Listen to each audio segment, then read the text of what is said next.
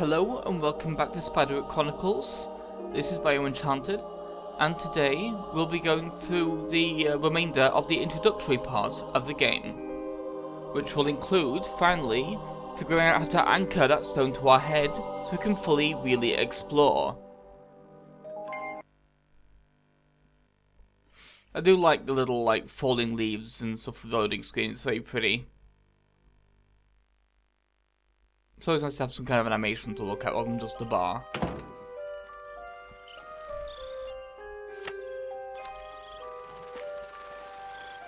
Just one last look for the Seeing Stone before we move on. I do quite like that little kind of the visuals there. Also, something to notice with the Seeing Stone, we don't see everything. We only see what's closest to us. Simon, Things I need kind a of fade favor. in from a distance. Yeah, well, I need Tibbs off the roof. He's up on the garage roof and won't come down. I could get him down if I had my slingshot. Seen it? Yeah, I've got it. Here, give it a shot. Simon's a little bit of a weenie, at least at the beginning of the game. But, without getting too ahead of myself, I actually really like him. But I'm going to play for a bit. Tibbs, come back! He's down. A deal's a deal. I need you to make something I can use to wear this stone. What, like a necklace? No, I need to hold it on my eye. Oh, fine, whatever. Oh, give me the rock. I'll build you something to hold it on your head as long as you take your stupid stone and leave me alone. I mean, Simon's being a little bit of a baby right now, but to be fair, he seems to be the one that's kind of resentful of his father for things going the way they did between him and his mother, so of course he's a little bit on edge right now when it comes to some stupid stone situation that he has no idea what's even going on with. So let's find our items, shall we? By going inside the house and seeing what we can find there to scavenge. This game's basically a really big, complex scavenger hunt in structure, and I quite like that. That sort of thing's always fun.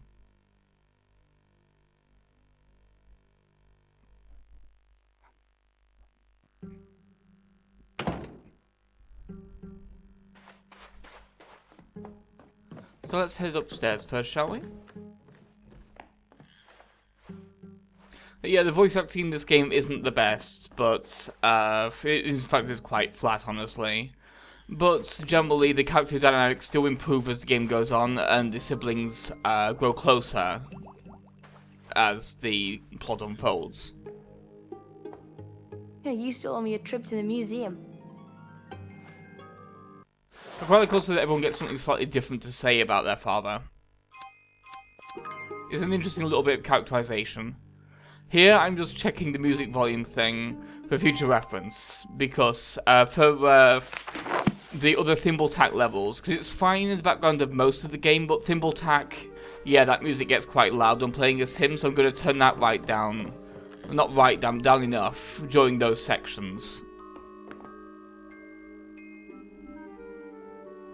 Get up the ladder, and finally make use of this telescope that we saw The lens earlier. assembly will hold the stone in place.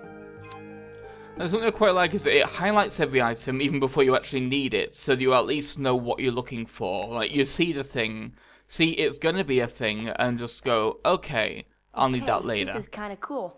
Uncle Arthur had a secret hideaway. Fascinating.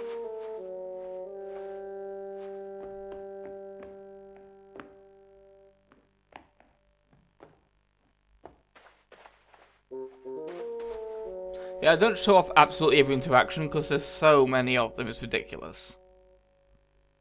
But here's something kind of neat. Notice there's actually new decorations there. Which is those cockroach shells that you can see there. You see, the more cockroaches we kill, the more of those shells will appear. That's currently the halfway point, I think. I can use these frames to construct a monocle.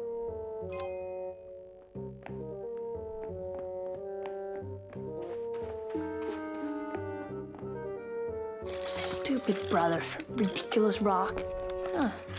That ought to do it. Now to find that darn cat. That's actually really good looking for 5 seconds work. This kid's an absolute genius. And that's something that's quite key to remember about Simon. He's kind of whiny right now, That's me. but he's also a genius when it comes to mechanical stuff.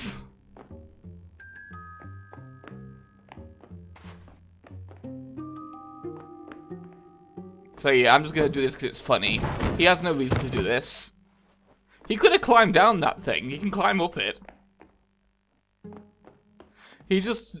Every sibling that just done. falls right down it like an room idiot. You found. It's pretty neat up there. Huh, thanks. So let's go up and grab the monocle, because Simon didn't think to bring it with him, because he's being a bit of a baby about it.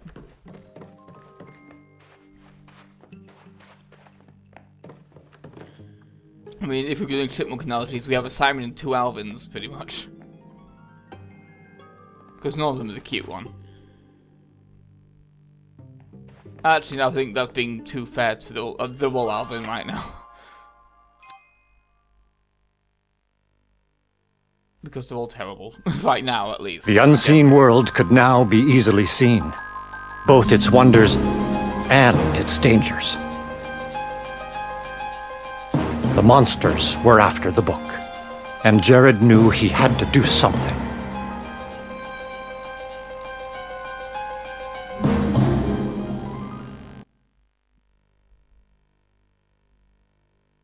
Yeah, it's kind of a gameplay conceit that the lens can only see so far. I gotta help him. Wait! Of the woods you must be wary. First, you must find and catch a health fairy. Come again? Near the front gate is a leather-winged sprite. He will heal the wounds of a goblin's bite. Okay, catch Hell Sprite near front gate, then rescue Simon in the woods. Got it. This is probably my favourite aspect of this game, the sprites. There are loads of them. So, first of all though, we need something to capture them with, so let's just get a bit lost by look for that stupid sprite net, shall we? I just forgot to pick it up because I'm a bit of an idiot, but there we are. Catch that health sprite with this. I like it's actually a dream catcher as well, that's a cool visual. It's a dream catcher made of wood that also expands into a net when you swing it. That's visually pretty cool. I actually only just noticed that literally just this second recording the commentary. So let's go outside with our seeing stone grafted to our face, like some kind of low-rent cyborg, and see what fairies we can interact with. Beyond the health sprite.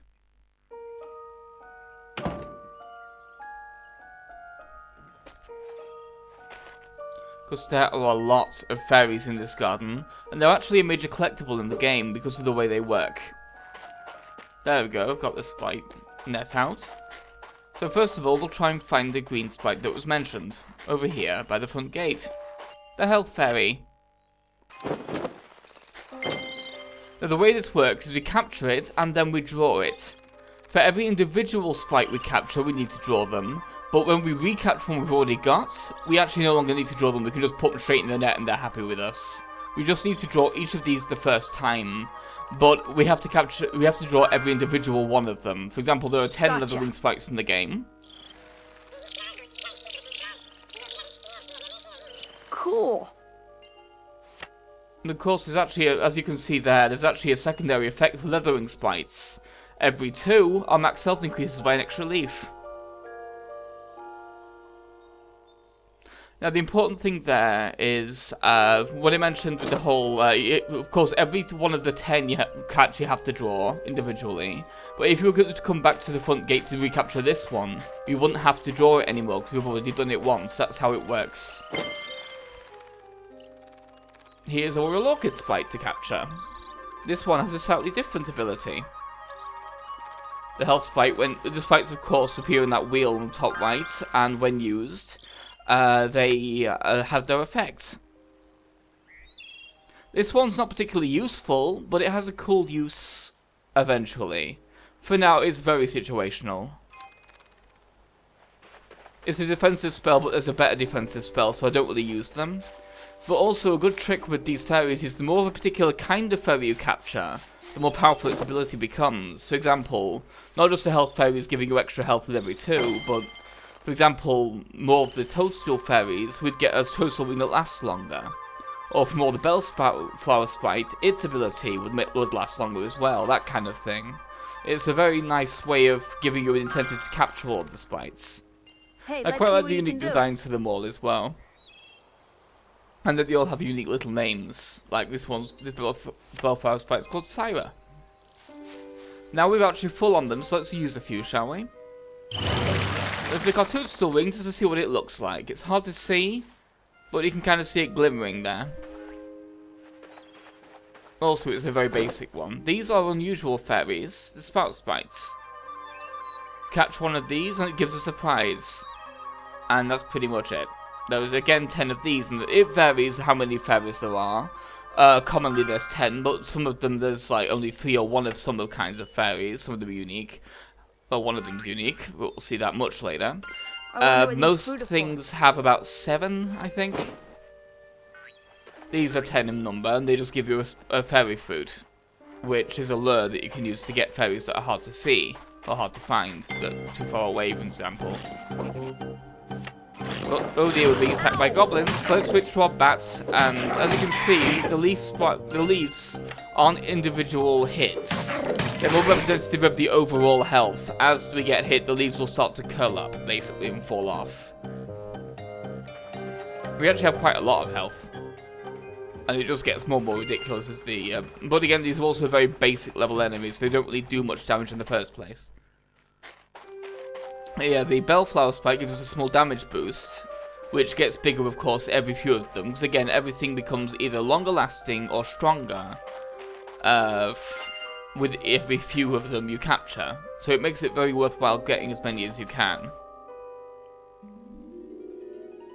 Also, it fills up the journal as well to get them all, and that's one of the side quests. Each of the fairy types has their own side quests to get all of these fairies.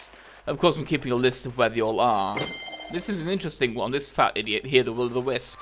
This one's the worst to draw, because to draw them you have to make sure you get right to the edges at least. And you can just kind of let the middle fill itself in as you're doing that. So you just focus on the edges and you'll generally get it, if you can get all the edges done. But the Will-o'-the-Wisp is so sprawling it's hard to get the whole thing if you don't know what it's shaped like. That's kind of the main trick here, is learning how the elves are all... how the sprites are all shaped. This one, of course, if you release it, it actually confuses enemies with the diversion ability. In the garage, we find some more stuff to collect as well, so let's play around in there, shall we? Didn't really have much reason to come in here before, so we didn't really bother.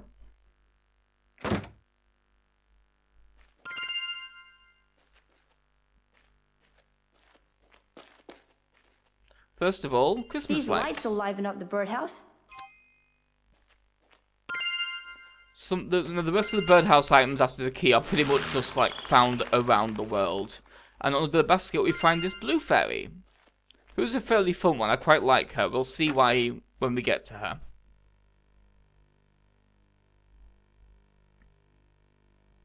Again, a lot of the powers that the fairies give you are very situational, and not all of them are useful, but most of them are, which is very good. I mean, you can at least get like a good amount of use out of the status effect ones, like the confusion one, like, you know, the Will-o'-the-Wisp of confusion. Getting a few health spikes is always a good idea. You know, like defense or attack increasing is always quite nice. We haven't seen defense yet, but there's an attack increasing fairy, so of course there's defense increasing fairy. We'll be seeing that by before the end of the video. But for now, we're catching this fast little bastard over here. This sprite is incredibly hard to catch. And it's specifically this one as well. There's other sprites like her, of course, in the game that are this type of fairy. But as far as I remember, she is the hardest of this type of fairy to capture because she's unique in a way. But when we finally get to her, we'll see how unique she is. And there's really no other trick to this plot. Of course, though, I could have tried to use a fairy fruit with the Simon, but only he can use them. I wanted to catch her now. The flowering sprite is, of course, incredibly fast. And as you can guess, when we capture this fairy, it will allow us the ability to run really fast. Very hard to control, incredibly situational. But fun. And she's also got a side quest, uniquely among the fairies. This one, there are a few of them, but this one specifically has her own side quest. But we can't do it yet. She's fast, we need to be faster. We need a second dash fairy at least first. Well, let's release her, shall we, so she can get back to that tree. Oh yeah, here's how her ability works. I quite like that she actually latches onto you, and basically is just like pushing you along. That's a really cute visual touch I hadn't noticed. And I'm just kind of freeing up space here because there's something I want to capture around here that I'm just trying to find. It's one we haven't got yet. Right here. The Flowerhead Sprite. I do like that each of the fairies has their own unique look. That's a really fun thing. And their own unique pose as well, so they're not all posed in the same way, so you have to learn how each of them stands on the page to be able to paint them properly. Flowerhead Sprite has the whirlwind power. It just blows enemies away. Not like in a Final Fantasy way where you end up, or Pokemon where you end up losing your experience or whatever. Just it kind of stuns them. But it's very useful. Especially in big groups.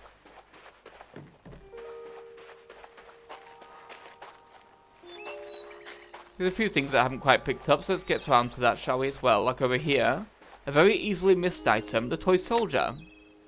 Then we'll tackle Another decoration for our birdhouse.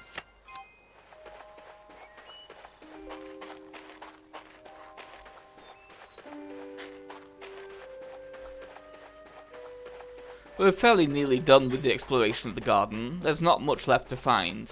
There's a couple of things around by the sheds, one of which we can't get yet because we need to be able to use the fairy fruit to get him. And we're not playing as Simon, so we can't actually use it, because for some reason Jared just can't throw them. But this guy is the other guy I was trying to find. The Spout Sprite. Piri Piri Burr. I quite like each of the sprites have their own kind of names as well, like the Spout Sprites have really strange names like Piri Piri Burr. There's a lot of personality to this game, and it really does a good job expanding on the worlds. And that's what happens if you run out of time. But this game really does a good job expanding on the world that the movie failed to do because of a lack of time. You get so many different kinds of fairies to play around with, and so many abilities you get, and there's just a lot of little side quests all over the place. A lot you can do in this game. It's packed full of stuff. So for now, we're just going to go back inside the house. Because there's something I want to show off in there now. Once we picked up this ISL letter from the International Sprite League. You've been selected to join the International Sprite League. You may now participate in multi-person sprite capture minigames.